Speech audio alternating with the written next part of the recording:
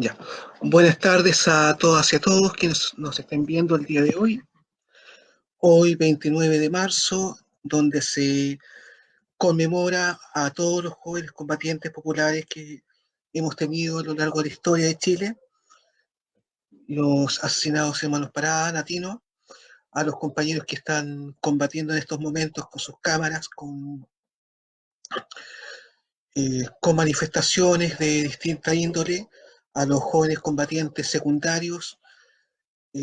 Un abrazo gigante y fraterno desde aquí Radio Cordón Marga Marga. ¿Ya? Hoy día vamos a hablar sobre el tipo de sociedad que queremos construir. ¿Ya? Para ello está invitado el profesor, compañero Igor Gojkovic, doctor en historia y un amigo de la casa. Hola, hola Igor, ¿cómo estás? Hola Víctor, ¿qué tal? Buenas noches y a esta altura a todos. Buenas noches, buenas noches a todos y todos. Ya, mira, partamos al tiro, porque el compañero que iba a estar en estos momentos está en otra actividad y va a llegar pronto, así que vamos, vamos directo al grano, ¿qué te parece? ¿Cuál crees tú que debiese ser la sociedad a la cual debiésemos aspirar a corto, mediano y largo plazo? Bueno, no es una pregunta en absoluto sencilla y mucho más en el escenario en el que estamos instalados en este minuto. Habría dos consideraciones preliminares que yo creo que es importante tener presentes. Uno, que evidentemente el escenario político de coyuntura es tremendamente desfavorable, no solo a propósito de un importante grado de desmovilización de los sectores populares, sino que a su vez también por una ausencia más o menos significativa de proyecto político, de organización política y de un diseño estratégico táctico que nos permita desplegarnos eficientemente en el escenario de la coyuntura. Y eso a su vez, a propósito de que la iniciativa estratégica en este momento está en el campo de la reacción, hace que evidentemente el escenario sea particularmente desfavorable, digamos.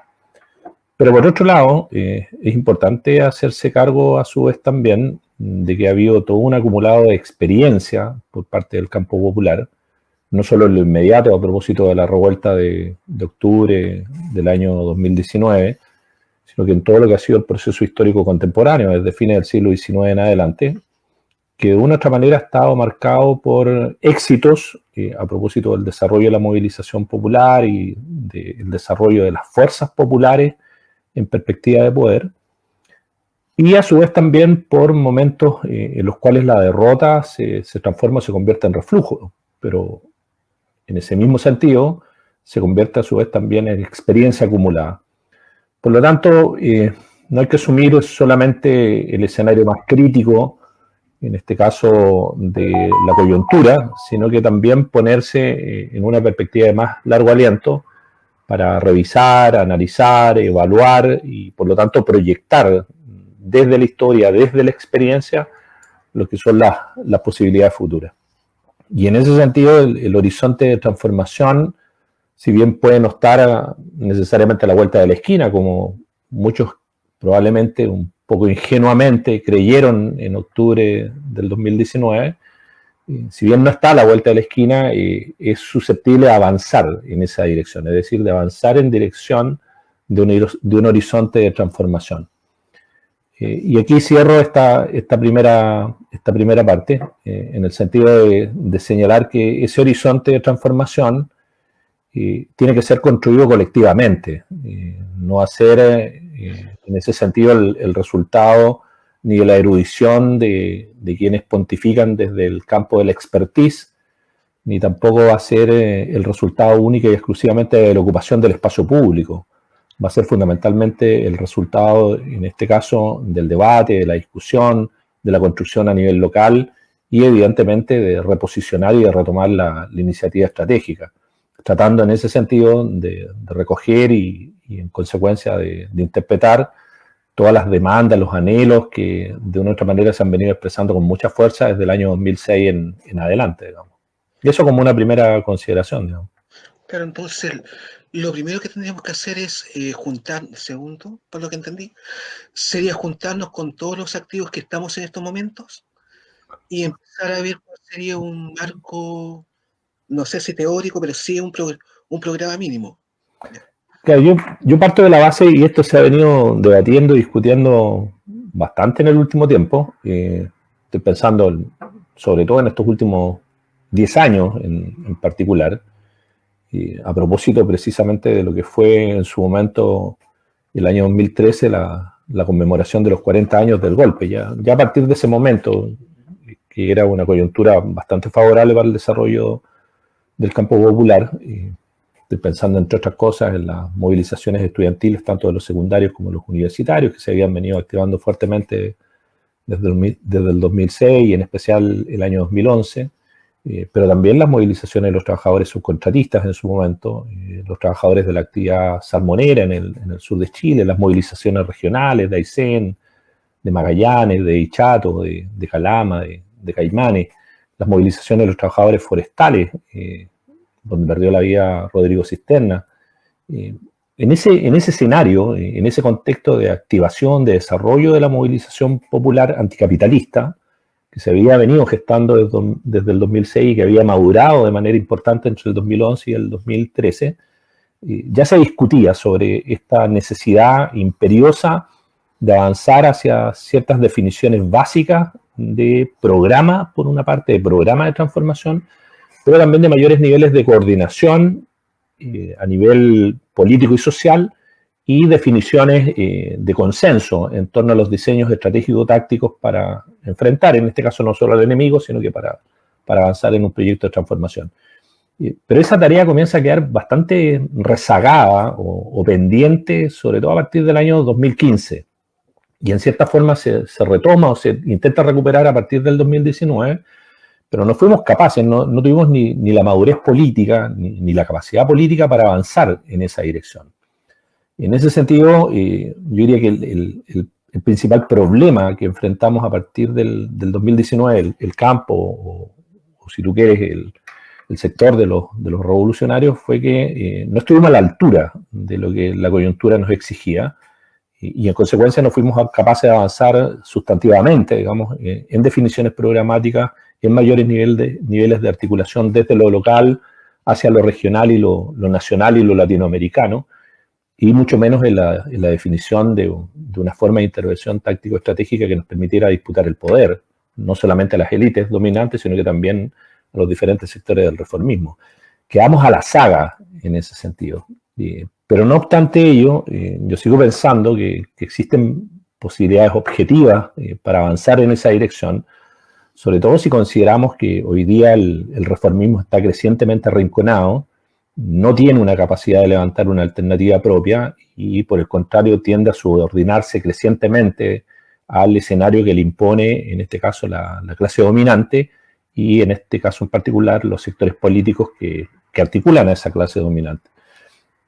Tenemos una nueva oportunidad, va a depender fundamentalmente de nosotros el ser capaces de avanzar efectivamente a ocupar ese espacio y avanzar hoy día con esa franja de los sectores populares que están dispuestos en ese sentido no solo a movilizarse, sino que fundamentalmente avanzar en la consecución de ciertos objetivos básicos o fundamentales que podemos diseñar, digamos, a propósito de esta necesidad de la plataforma programática que requerimos.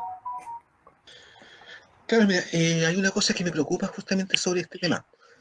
Lo más probable es que el progresismo ya básicamente está cimentando toda una salida política que vaya o hacia la derecha o hacia la tercera vía, abiertamente. Entonces, bajo este concepto, en el cual lo más probable es que va a venir una nueva sonada dentro de poco, no sé si este año o en un par de años más, por todos los problemas económicos que tenemos, producto del cambio de metrópolis global de Europa, Estados Unidos, a China, Rusia y la nueva metrópolis. Acá, si no estamos organizados, probablemente la revuelta que venga popular por todo el problema económico va a tener una salida populista filofascistoide. No sé si estoy rayando la papa a esta altura, por la hora, o así, porque Eso me percaté hoy día. Vengo de una concentración que se está haciendo ahora en una población con respecto a para recordar al Día del Joven Combatiente, a los compañeros que fueron asesinados, natividad parados, etc. Y unos compas que fueron aquí extorsionados justamente en Villa Alemana. Y si bien la convocatoria que tuvimos, o que había cuando estaba por ahí, no superaba las 20 personas, sí pasaba gente, y había gente que gritaba improperios justamente en contra de los comunistas, y había gente que decía, sí, compañeros, desde los autos. Pero esa gente no son agentes que yo veo que sean movilizados en esta coyuntura. Sí, Sí. lo que pasa es que todos los ciclos de movilización que uno puede observar y por lo tanto evaluar a lo largo de la historia de Chile o de la historia global, tienen escenarios que son propios, es decir, que están condicionados por las circunstancias específicas de la lucha de clases en un momento determinado, y esta no es la excepción. Este escenario histórico tiene sus propias características, por lo tanto la dinámica del enfrentamiento social y político tiene sus rasgos distintivos.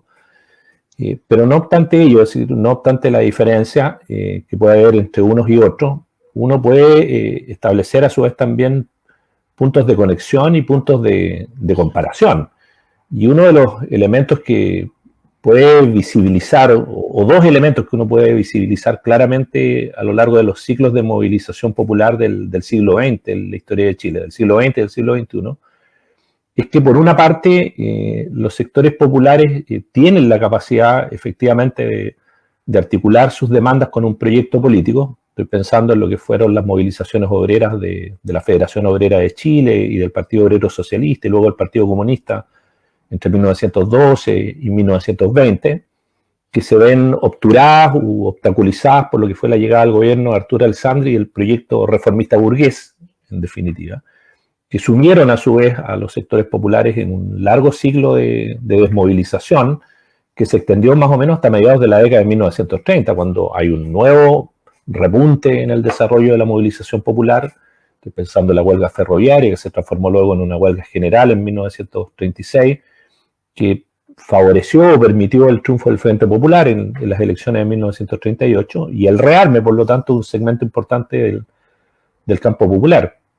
Luego, un nuevo proceso de repliego, de reflujo, cuando se produce la derrota de ese proyecto reformista hacia 1946, 1947, y de ese proceso surge lo que va a ser luego el FRAP primero y la Unidad Popular después, con ese proyecto de vía chilena al socialismo, en definitiva, que es como el punto más alto, digamos, en el desarrollo del movimiento popular. Con esos tres ejemplos, ¿qué quiero enfatizar? Digamos, de que los ciclos históricos tienen esas características. Hay momentos de auge y de desarrollo de la lucha del campo popular, cuando el campo popular no solamente se convierte en actor protagónico, sino que define un proyecto político de transformación que puede gustarnos o no gustarnos, pero es un proyecto político de transformación al fin y al cabo. Pero normalmente cuando no se logra, en definitiva, desplegar una estrategia eficiente de poder que no solo contemple la movilización de los sectores populares, que no solo contemple, en este caso, la definición de un proyecto, de un programa que pretendemos alcanzar, sino que no se construye a su vez también sobre bases sólidas en cuanto a poder alternativo, poder dual, como decía Lenin, las posibilidades de que eso luego se materialicen en un proyecto exitoso evidentemente son bastante menores. La derrota de la experiencia de la Unidad Popular es probablemente una experiencia de ello, digamos.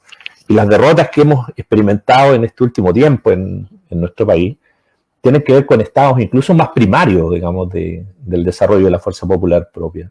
Tienen que ver con incapacidades que incluso, en cierta forma, nos dejan al debe respecto a lo que fue el proyecto de la Unidad Popular. La Unidad Popular, vuelvo a insistir, podrá gustar o no gustar como proyecto político, pero fue la expresión del desarrollo y del estado de madurez que alcanzó el movimiento popular y particularmente el movimiento obrero, que definió una estrategia de lucha, que definió un programa de transformación y que logró materializar ciertos elementos propios de ese diseño.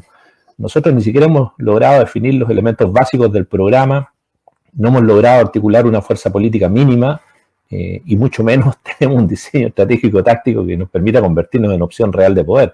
Por lo tanto, los desafíos que tenemos por delante son inmensos. La única ventaja que tenemos en este minuto, o las únicas dos ventajas que tenemos en este minuto, es que por una parte las condiciones estructurales sobre las cuales descansa el sistema de dominación no solo no han cambiado, sino que tampoco van a cambiar, sino que de una u otra manera, y a propósito de las coyunturas económicas críticas de las que hablabas tú recién, lo más probable es que en los próximos 4 o 5 años esas condiciones estructurales que se traducen en explotación, en miseria, en exclusión, en discriminación, en marginalidad, se profundicen, se extiendan, ¿no? El escenario en ese sentido no es favorable y uno podría decir, bueno, haciendo una lectura mecánica, esto nos permite posicionarnos mejor. Pero claro, en esas condiciones estructurales solo nos posicionamos mejor si somos capaces de desplegar una fuerza política propia con una capacidad de articular programa, organización y diseño estratégico táctico. Si no avanzamos en esa dirección con todos los que quieren avanzar en ese camino, difícilmente vamos a lograr materializar un proyecto alternativo, digamos. Evidentemente, y por otro lado, la derrota estratégica que está experimentando el reformismo hoy día, digamos, se convierte a su vez también en una suerte de estímulo, de aliciente o de posibilidad o de espacio de posibilidad para el campo de los revolucionarios. El reformismo venía demostrando desde hacía ya bastante tiempo su incapacidad para confrontar efectivamente a los sectores dominantes y para construir un proyecto de carácter o de orientación socialdemócrata para Chile. Eso está cancelado en este momento. O sea, este gobierno en particular está no solo tratando de devolverle el oxígeno al sistema capitalista que está evidentemente agotado en Chile, sino que a su vez también, y expresión de eso son entre otras cosas las reformas laborales que se están proponiendo, sino que a su vez también es un sistema que en lo político está transitando las vías de lo que podríamos denominar un autoritarismo represivo cada vez más explícito. Por lo tanto, ni siquiera estas banderas progresistas, digamos, del reformismo socialdemócrata logran mantenerse intactas, sino que por el contrario se subordinan claramente a los intereses de la burguesía y de las clases dominantes. Y eso es evidentemente también una ventana de oportunidad para el campo de los revolucionarios. Pero esas condiciones generales que te estoy tratando de indicar o de señalar se diseminan o se difuminan en nuestras manos si no somos capaces de avanzar con voluntad política y con mucha humildad política, en el sentido de entender que no necesariamente estos pequeños grupos en los cuales estamos articulados tienen necesariamente la verdad absoluta respecto de muchas cosas, digamos. Y eso exige generosidad, humildad, voluntad de unidad y una serie de otros elementos que son imprescindibles en este minuto. Si no, la factura que vamos a tener que pagar más adelante va a ser muy, muy alta, ¿eh? No, totalmente de acuerdo. O sea, mira, un compañero nuestro que ya pasó mejor vida hace un par de años atrás, hablaba, pre-estallido, hablaba que existía en Chile el Partido de la Revolución. El problema es que estábamos divididos en distintas células y cada una de estas células eran incapaces de juntarse para estructurar dicho partido. O sea, cada vez encuentro más razones a ese compañero que está mirando desde arriba o de abajo, no sé. Y una de las cosas que encuentro interesante justamente el tema del programa, que yo creo que sí tenemos un programa, porque estuve haciendo un pequeño análisis durante esos días de la pandemia, donde no había muchas cosas que hacer, y durante por lo menos el auge de la revuelta, o sea, entre noviembre del 2019 y enero, febrero del 2020, en distintas regiones, por no decirlo en todas, se hicieron encuentros regionales, provinciales, etcétera, y en todos esos encuentros encontraba algo sumamente interesante. Llegábamos a las conclusiones muy similares, o sea, los problemas que veíamos, mayoritariamente eran temas económicos, lo que es la salud, educación, el tema de la vivienda. Y al final empezaban todos estos temas que ha levantado el progresismo, como el tema del potismo, como dicen algunos, o el pachamanismo, como dicen otros, que son justamente las banderas que levantó este gobierno y que ya los votaron definitivamente. O sea, quizás sería bueno que como ejercicio de todos los grupos revoltosos, por decirlo de alguna forma, tomásemos esos documentos, los volviésemos a leer porque fueron escritos, nos gusta o no, por distintos sectores del pueblo, y empezar a elaborar las tesis de abril ya. Hablemos que estamos en abril, a través de esa documentación que todavía existe.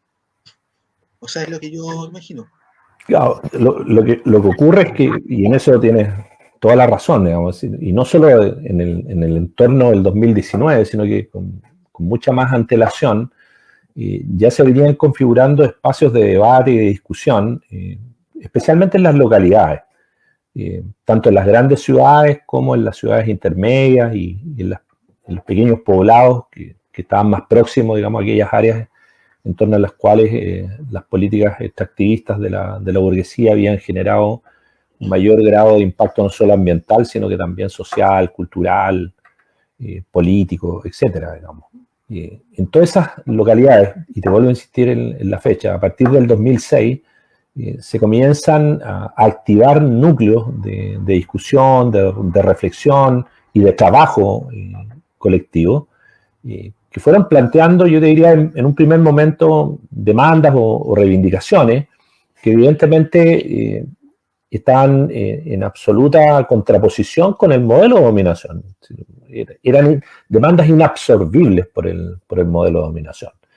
No son de estas demandas más puntuales que el sistema puede acoger, internalizar y respecto a las cuales da alguna respuesta más o menos eficiente, digamos, sino que en este caso en particular tenían que ver con cuestiones mucho más estructurales.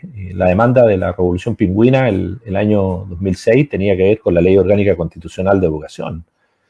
La demanda de los trabajadores subcontratistas del año 2007 tenía que ver básicamente con el Código del Trabajo. Las demandas de las movilizaciones regionales entre el 2007 y el 2011 apuntaban fundamentalmente a los problemas derivados de la redistribución de la renta, a propósito de la relación entre las regiones que producen y el centro metropolitano.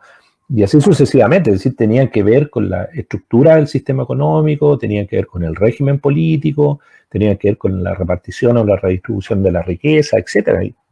Y todas eran demandas o reivindicaciones que, te vuelvo a insistir, no podían ser absorbidas y por lo tanto no podían ser resueltas por el sistema de dominación.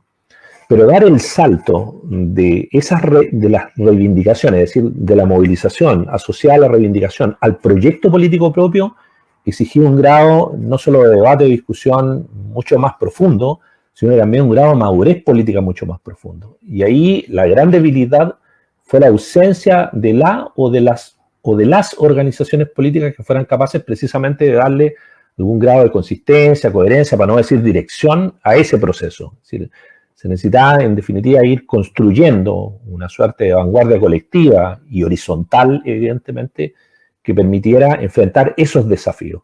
Yo creo que ese fue el punto, digamos, de inflexión para el cual no tuvimos la madurez ni la generosidad política suficiente a efectos de avanzar. Las demandas se instalaron, la movilización estuvo disponible, la voluntad de cambio en un segmento importante de la sociedad chilena era evidente, era manifiesta, pero el campo de los revolucionarios no fue capaz de reconocer o de leer esa realidad y dar respuestas políticas eficientes que requerían mayores niveles de coordinación, mayores niveles de precisión y a partir de eso irse transformando en una alternativa real de poder. Por eso que seguimos más o menos ensimismados en lo mismo y discutiendo desde hace ya bastante rato más o menos las mismas cosas, digamos, porque no es que no existan, como decía el amigo que tú recordabas hace un rato atrás, no es que no exista el campo de los revolucionarios, lo que pasa es que el campo de los revolucionarios está tremendamente fragmentado y es incapaz en ese sentido de avanzar de manera más o menos coherente y consistente hacia niveles de articulación un poco más superiores o avanzados. Hay iniciativas, evidentemente, en ciernes. Yo me recuerdo en enero del 2020, antes que la pandemia nos recluyera, la coordinadora de asambleas territoriales que se llevó a cabo en Santiago, que fue no solo un evento, sino que fue una importante iniciativa de convergencia de diferentes expresiones sociales y políticas que se habían venido movilizando desde octubre del 2019 en la región metropolitana. Puede que eso no haya tenido necesariamente, o que puede que no todos compartamos lo que ahí se discutió o el enunciado inicial que ahí se sostuvo, pero como iniciativa, a mi juicio, fue muy potente, digamos. Yo creo que esa es un poco la línea que hay que tratar de avanzar, es decir, ir generando espacios de convergencia y en esos espacios de convergencia intervenir con la mayor generosidad posible a efectos de poder dar pasos hacia adelante y no seguir estancados más o menos en lo mismo que hemos estado en estos últimos 10, 15 años, digamos, en definitiva. Yo concuerdo contigo el tema del encuentro de la CAT el 18 de enero del 2020.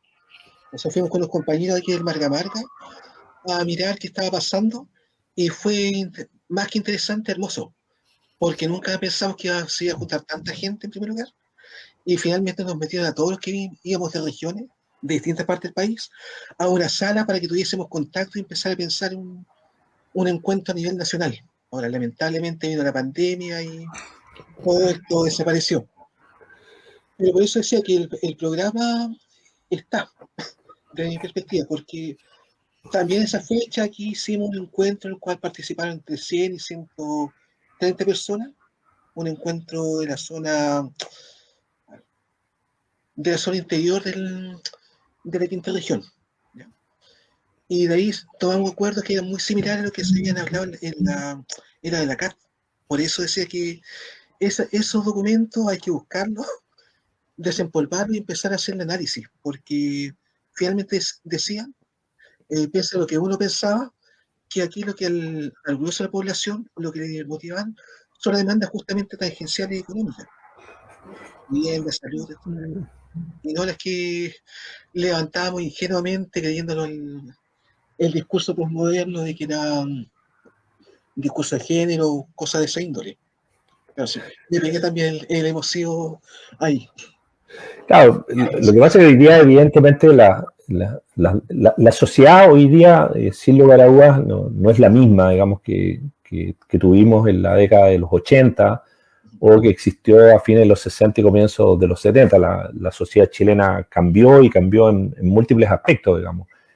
Un dato no menor, digamos, el creciente grado de tercerización de la economía y junto con ello el carácter o las características de la fuerza de trabajo en nuestro país, digamos. Es decir, los grandes complejos industriales que de una u otra manera fueron predominantes en Chile hasta mediados de la década de los 70, fines de la década de los 70, se fueron erosionando, en los que quedaron en las condiciones materiales en las cuales se desarrolla la existencia laboral y de vida de los trabajadores son bastante mejores que en la media de otras áreas de la economía, como por ejemplo el sector servicio.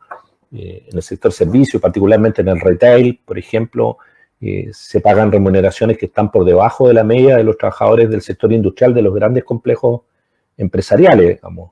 Incluso algunos segmentos del mundo profesional, a propósito de las transformaciones del sistema educativo, estoy pensando en muchos psicólogos, sociólogos, trabajadores sociales, profesores, pese a los niveles de formación que tienen a nivel de educación superior, perciben rentas que están por debajo de un segmento relativamente importante de los trabajadores calificados. Por lo tanto, a lo que voy es que la sociedad en ese sentido no es que perdió su carácter de clase, es decir, el grueso, en definitiva, de la población hoy día son asalariados, eso es evidente, pero las características sobre las cuales descansa en ese sentido el régimen laboral y sobre ese régimen laboral las características, las contradicciones que se incuban dentro de ese régimen laboral se han modificado sustantivamente, tienen otro carácter. Hace un tiempo leía un informe de la Organización Internacional del Trabajo para el caso de Chile y sobre el 65% de la fuerza de trabajo están las pequeñas y medianas empresas, digamos. Es decir, el grueso de los trabajadores no está, digamos, en los grandes complejos empresariales y en esas pequeñas y medianas empresas el grueso de los trabajadores no está sindicalizado y es ahí donde de una u otra manera los niveles más importantes de explotación económica se operan o se viven de manera regular, digamos. Entonces, todos esos elementos necesariamente hay que irlos incorporando al análisis, hay que incorporarlos a la caracterización y a su vez hay que ver a partir de ellos qué está pasando con los procesos de politización. No es extraño en ese sentido que quienes hoy día más votan y que en ese sentido más votan tanto hacia el centro como hacia la centroizquierda o la centroderecha, son los sectores medios y medios acomodados de la población. segmento importante de los sectores populares no está votando, lo que no significa que se estén politizando por la izquierda. Están prescindiendo de la política en todas y cada una de sus expresiones. Y ese otro dato que es importante tener en consideración. Hoy día no tenemos los niveles de politización del campo popular que tuvimos a fines de los 60, a comienzos de los 70, o incluso tuvimos a comienzos de los 80 y hasta fines de los 80. Esos niveles de politización están bastante fragilizados, digamos, por no decir derechamente ausentes. Pero no obstante, hay otras expresiones de fuerza, yo no voy a decir de poder, porque no hay disputa de poder ahí, pero sí de fuerza, que en cierta forma han adquirido un creciente grado de legitimación. Y en ese sentido, las bandas armadas que expresan intereses tremendamente liberales desde el punto de vista económico, se han ido constituyendo en expresiones de fuerza al interior de los sectores populares. Y ese es otro problema para el cual nosotros no hemos tenido respuestas eficientes. Evidentemente nosotros no apostamos porque el Estado policial sea el que resuelva esos problemas, pero tampoco hacemos mucho nosotros en nuestras poblaciones por reducir, limitar o controlar el poder de esas bandas delictuales. Por lo tanto, ¿qué nos hace creíbles, en definitiva? ¿Qué nos hace una fuerza política legítima? No somos el gobierno, no somos el Estado, no somos el Parlamento, no somos los municipios, no somos los narcos. A la larga terminamos no siendo. Entonces, ahí hay un problema que necesariamente tenemos que resolver, o de lo contrario, no vamos a lograr configurarnos, en definitiva, en alternativa de poder para los sectores populares. Los sectores populares se pliegan, se suman cuando ven que efectivamente hay una alternativa detrás, que esa alternativa es plausible, es legítima, es viable. Y esa capacidad de construir esa opción o esa posibilidad, yo tengo la impresión que no hemos logrado construirla o materializarla efectivamente, ¿no? Vamos bien al debe, te vuelvo a insistir, ¿eh? No, sí, claro. Mira, sí, por temas económicos estoy trabajando de repente en un trabajo hiper precarizado, que nos contrata por hora, por día, en el cual yo trabajaba en eso cuando estudiaba, hace años atrás, para ganar unas lucas. Pero ahora me he dado cuenta de varias cosas. Primero, está lleno de profesionales universitarios, cosa que no pasaba hace 5 o 6 años atrás. En segundo lugar, hay mucha gente que siendo profesional universitario tiene más de 60, 70 años que está trabajando ahí. Eso es pasado. Y aún así, pese a tener ese nivel intelectual, por decirlo de alguna forma, no son politizados, son apolíticos. ¿Ya? De hecho, yo me dedico más en un trabajo sociológico que otra cosa. Escucho las conversaciones que tienen y no tienen conversaciones de política, ni a lo más que conversan de fútbol y de las problemáticas de vivienda que tienen. Y recordando el pasado glorioso donde podían descansar los fines de semana. O sea, a ese nivel estamos con los estatus socioeconómicos medio. Claro, lo que ocurre es que los sistemas de dominación tienen la capacidad y en ese sentido también la versatilidad para lograr situarse en diferentes campos y desde ahí desplegar y ejercer la dominación. Una, evidentemente, y que es la más clásica o la más convencional, tiene que ver con las relaciones económicas, con las relaciones contractuales. Y en ese sentido, hoy día, no solo por el Código del Trabajo, sino que a su vez también por las formas que ha asumido la presencia del empresariado en las definiciones de la política social de los distintos gobiernos, esa dimensión de la dominación no tiene mucho que cambiar, digamos, en lo inmediato. Las expresiones, si tú quieres, más radicales de lo que fue el proyecto original de reforma laboral ya se mediatizaron de tal manera que lo que va a salir en definitiva del Parlamento no va a cambiar sustantivamente las relaciones sociales al interior del mundo del trabajo. Esa es una dimensión, te vuelvo a insistir, la más clásica, la más manifiesta, la más evidente. Hoy día la mediana de los trabajadores siguen percibiendo ingresos inferiores a los 450.000 pesos mensuales, pero para nadie ese aparentemente hoy día es un problema en el sentido más estructural del concepto. O sea, la mitad de los trabajadores percibe una renta que es miserable y no obstante ese aparentemente no es no es un problema efectivo.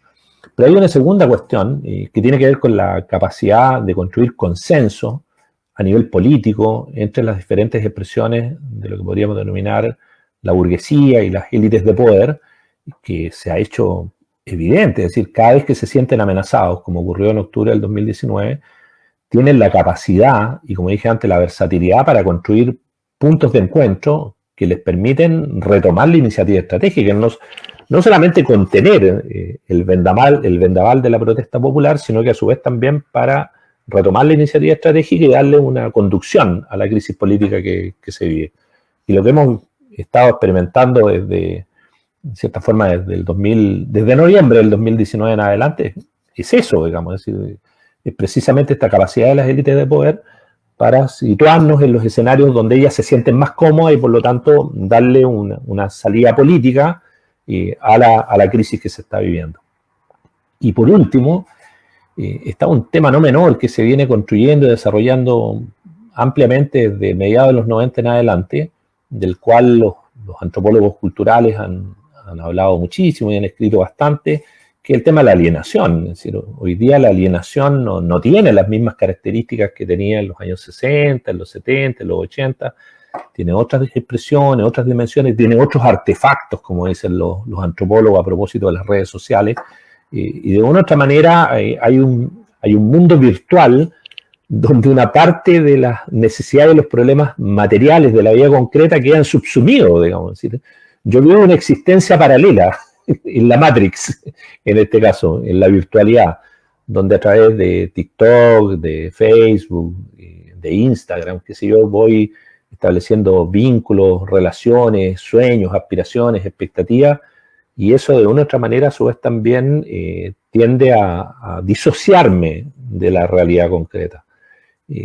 Esos elementos, a su vez, hay que verlos en relación con los temas económicos laborales y con los temas políticos, digamos, e institucionales. No podemos desatenderlo. Lo que tú graficabas, digamos, a propósito de estas conversaciones de las que participaste o que escuchaste, son precisamente una expresión de ese fenómeno, digamos. O sea, la despolitización tiene que ver o está directamente asociada a los crecientes niveles de alienación que uno puede observar o reconocer, no solo en la sociedad chilena, sino que a nivel global.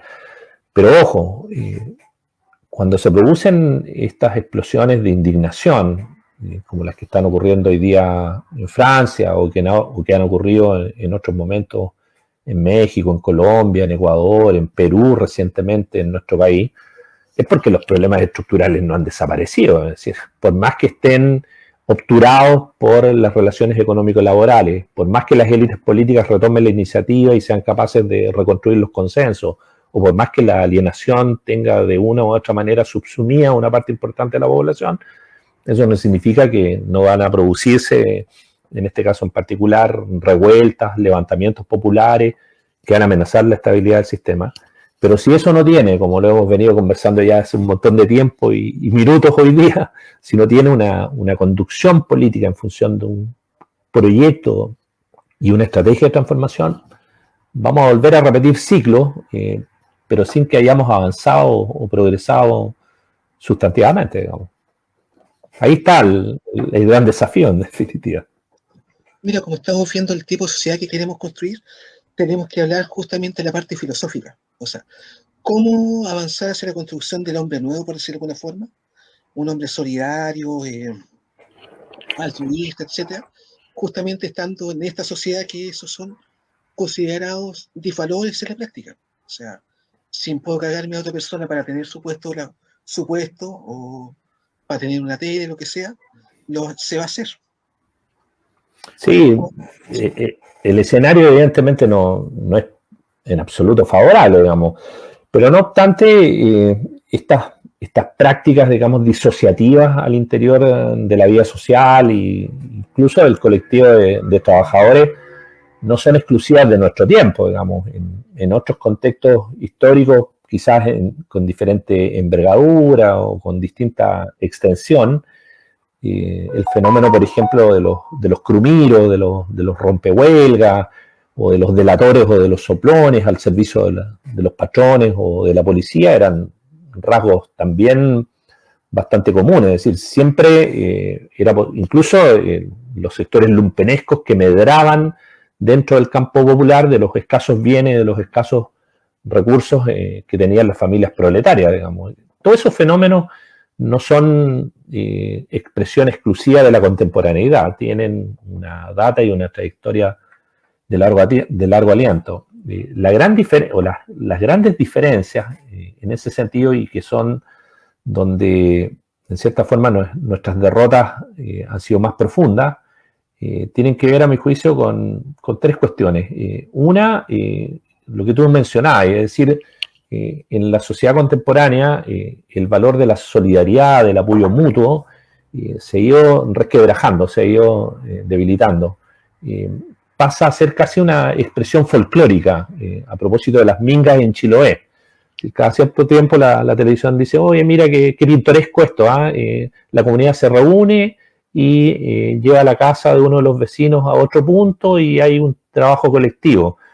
Saquémosle una foto, dejémoslo como un retrato de lo pintoresco que son las costumbres de algunas comunidades.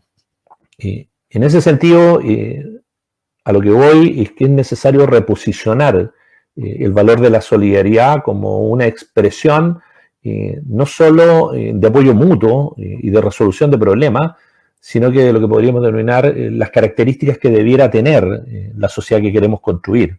La solidaridad es un pilar fundamental en ese sentido de las prácticas de sociabilidad del campo popular.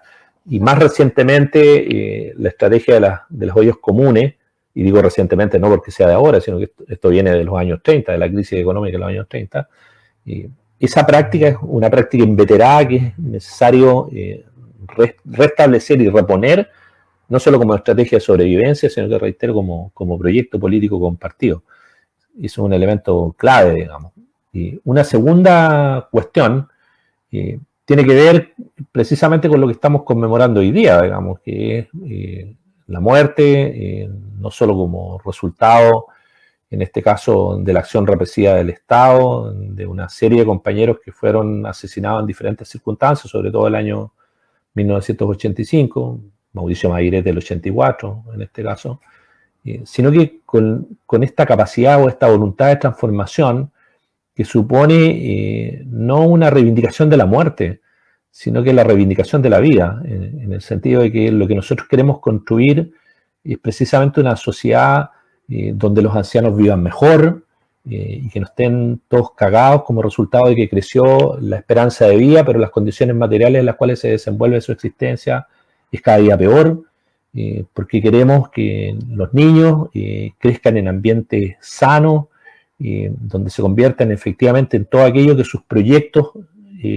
los quieren llevar a ser, y no que estén consumidos por el neopreno o la pasta base, donde los jóvenes tengan efectivamente posibilidades de materializar todas aquellas expectativas que de una u otra manera están contenidas en ese torrente, digamos, de voluntad que es el que acompaña normalmente a los jóvenes y que no se ve impedido por un sistema capitalista de explotación o por un accionar represivo, en este caso de la fuerza pública, de que tengamos la posibilidad de construir las relaciones humanas, de pareja, familiares, que queramos desarrollar en un ambiente sano, desprovisto de toda forma de ejercicio arbitrario del poder, etcétera. Es decir, lo que queremos, en definitiva, a partir de la recuperación de quienes cayeron en distintas luchas a lo largo de la historia, no es el acto sublime de la muerte, sino que el proyecto de vida que ellos representaron. Ellos murieron en determinadas circunstancias no porque querían morir, era porque querían vivir y vivir en una sociedad distinta.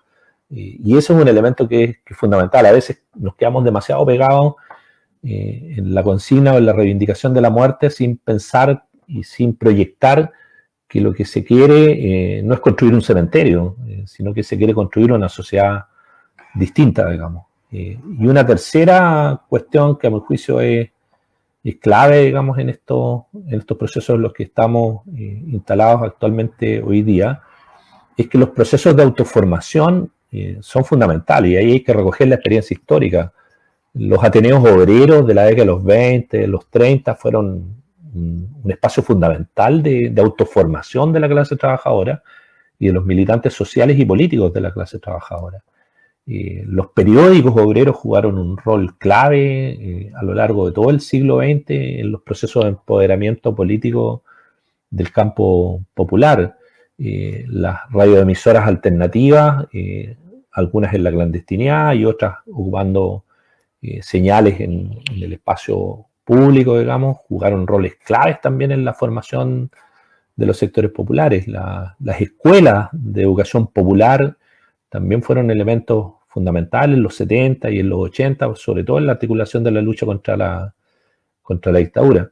Por lo tanto, la autoformación sobre la base de un proyecto emancipatorio, sobre la base de un proyecto de cambio, no solamente la formación en términos mecánicos, en lógica ilustrada, digamos, sino que la autoformación en términos de proyecto emancipatorio es, a mi juicio, también un elemento clave en estos procesos de transformación.